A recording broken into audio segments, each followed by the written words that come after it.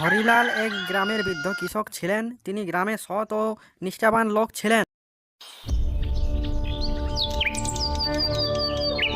বৃদ্ধ কৃষক হরিলাল গ্রামের এক প্রান্তে ছোট্ট একটি কুঁড়ে ঘরে বাস করতেন। বয়স হয়ে গেলেও তার চোখে খুব স্বপ্ন ছিল নিজের জমিকে শস্যে ভরে তোলা, যাতে তার সন্তানদের কোনো কষ্ট না হতো। সকালে হরিলাল তার ছেলেকে ডেকে বললেন, আয় বাবা, কিছু কথা বলার আছে। এ সময় বাবা ডাকছে কেন?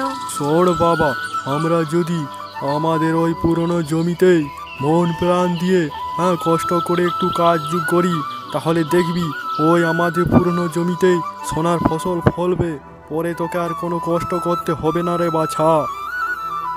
হ্যাঁ বাবা, তুমি ঠিক বলেছ। এখনকার দিনে এত এত পড়াশোনা করেও চাকরি বাকরি হচ্ছে না, আর আমি টাকা পয়সা রোজগার করতে বাইরেও যেতে পারবো না মাকে ছেড়ে দিয়ে। চলো চাষেই করা যাক। এক জ্যোতিষীকে দিয়ে হরিলাল তার জমির মাটি পরীক্ষা করাচ্ছিল যে জমিতে আদৌ চাষবাস হবে কিনা। কি বাবা, আমার জমিতে কি চাষবাস হবে না? কি বুঝছেন বাবা, বলো বাবা। বুঝলে বৎস, আমি যা দেখলাম তোমার জমিতে উর্বরতা ক্ষমতা হারিয়ে গেছে। এ জমিতে চাষ হওয়া মুশকিল না, খুবই অসম্ভব। এখানে চাষ করতে হলে প্রচুর জলের প্রয়োজন। জ্যোতির বাবা, আপনি তো এত বড় জ্ঞানী, কিছু একটা করুন না।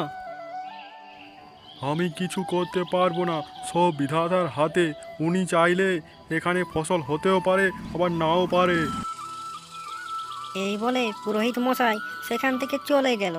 এবার কৃষক হরিলাল খুব চিন্তায় পড়ে গেল যে এবার কি করা যায়। বলছি বাবা, তুমি তো অনেকক্ষণ এসেছো, এখানে কি করছিলে? চলো সরষা বাড়িতে জল দিতে হবে না? এক মুনি বাবাকে পেয়েছিলাম রে, বুঝলি। সে বলল যে আমাদের জমিতে আর চাষবাস হবে না, প্রচুর জলের প্রয়োজন।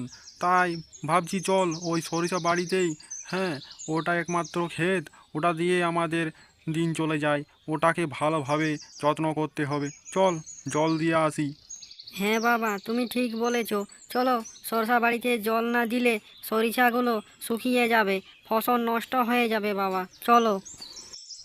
হ্যাঁ হ্যাঁ চল, আমি গাইটাকে গাছতলায় বেঁধে দিই।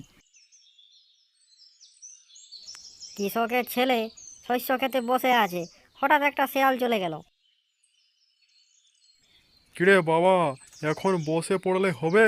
চল চল, শস্য খেতে জল দিতে হবে, নয়তো বেলা ফুরিয়ে গেলে জল দেওয়ার সময় চলে যাবে। চল, পুকুর থেকে জল চালাবো। পাম্প টাম পুকুরের কাছে রাখা আছে, চল। হ্যাঁ বাবা চলো, কিন্তু পুকুরের কাছে তুমি পাম্প চালাবে? এখানে তো কাউকে থাকতে হবে। ঠিক আছে বাবা, তুই এখানে থাক, আমি পুকুরে গেলাম, বুঝলি। পাম্পটা চালিয়ে নিচ্ছি। তারপরে শস্য খেতে জল ভরে গেলে আমাকে বন্ধ করতে ডাক দিবি। হ্যাঁ হ্যাঁ, তুমি নিশ্চিন্তে যাও, আমি বলে দেব বন্ধ করা লাগলে।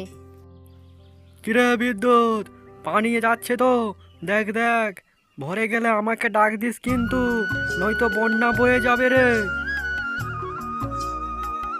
হ্যাঁ বাবা, পানি আসছে, আসতে দাও আসতে দাও।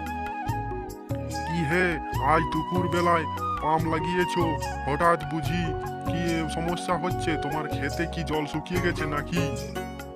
কি আর বলবো তোমায়, এখন প্রচুর রোদ, জমিতে একটু জল না দিলে শুকিয়ে যাচ্ছে। খবর শুনেছো হে, আজ বিকেলে নাকি প্রচন্ড কালবৈশাখী ঝড় আসতে চলেছে। তা বলি ফসল টসল নষ্ট হয়ে যাবার কিছু ব্যবস্থা করেছো? কি আর ব্যবস্থা করব হে, ঠাকুরেই সব মালিক।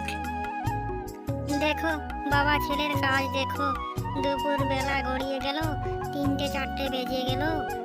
কখন যে ভাত খাবে, কখন বিশ্রাম করবে, কখন আবার মাঠে যাবে। ওহ, পারিনি বাবা। এদিকে কৃষকের বউ বেলা 4টে বেজে গেছে, ভাত রান্না করে ছেলে ও তার বাবার জন্য অপেক্ষা করে। কি গো, বাড়িতে কিছু মাড়কুড়া রান্না করেছো? দাও দাও দেখিনি, পেটে খুব জ্বালা, আর পারি না, সহ্য হচ্ছে না গো।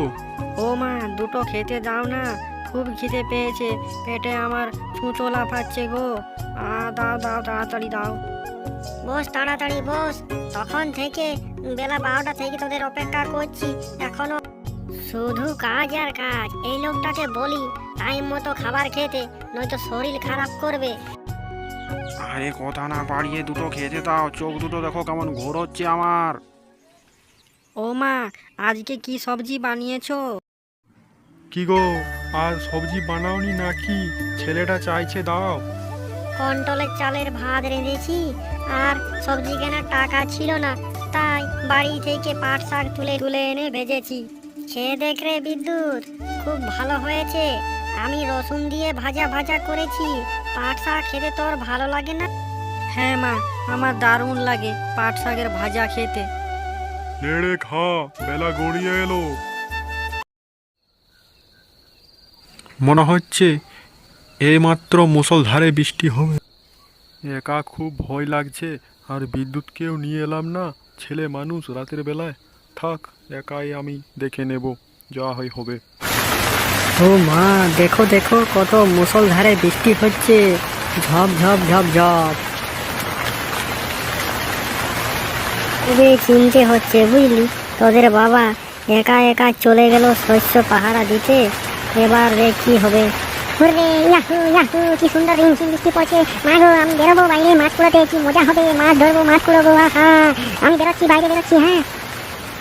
মা গো, টিঙ্কু দেখো কি বলে, বোন বলছে আমি মাছ কুড়োবো এত বৃষ্টির মধ্যে। Hurray, Yahoo. ও মা চলো না, কত কত মাছ উঠছে দেখবে, চলো কুড়োবো। পাগলাইছিস নাকি? এত বৃষ্টির মধ্যে তুই কোথায় মাছ কুড়াবি, হ্যাঁ? ওদিকে আবার খুব চিন্তা হচ্ছে, কিছু না কিছু বিপদ হলো না তো? জয় বাবা ভোলানাথ, সব ঠাকুরের পা। এই বলে কৃষক খুব চিন্তা করতে লাগলো। হঠাৎই বৃষ্টি নেমে আসলো।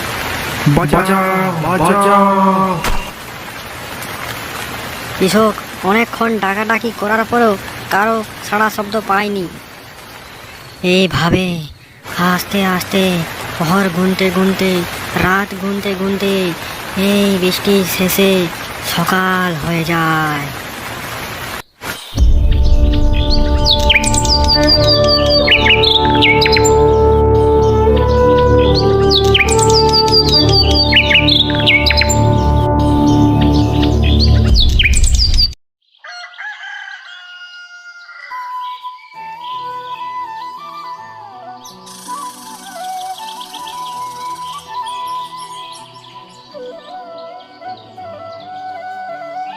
হায় হায় হায় হায় হে, এটা কোন লোক এভাবে পড়ে আছে কেন? নিশ্চয় কার রাতে বিপদ হয়েছে। আয় রে আয় রে, কে কোথায় আছিস? শিগগির তাড়াতাড়ি আয়। আরে কাকা, এ তো হরিলাল গো। কালকে প্রচণ্ড ঝড় বৃষ্টিতে নিশ্চয় কিছু একটা বিপদ হয়েছে। ও খুড়ো, চলো হসপিটালে নিয়ে যেতে হবে তাড়াতাড়ি। হ্যাঁ হ্যাঁ, চল চল, শিগগির চল।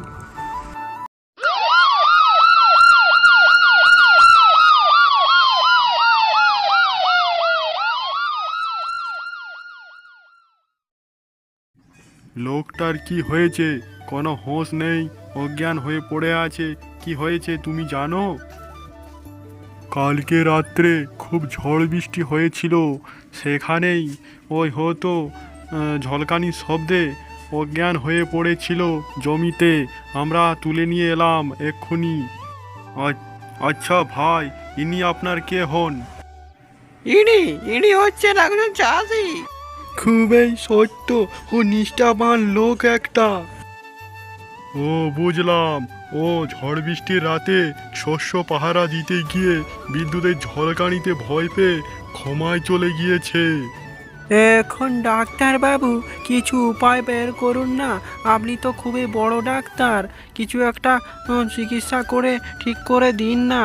খুবই ভালো লোক।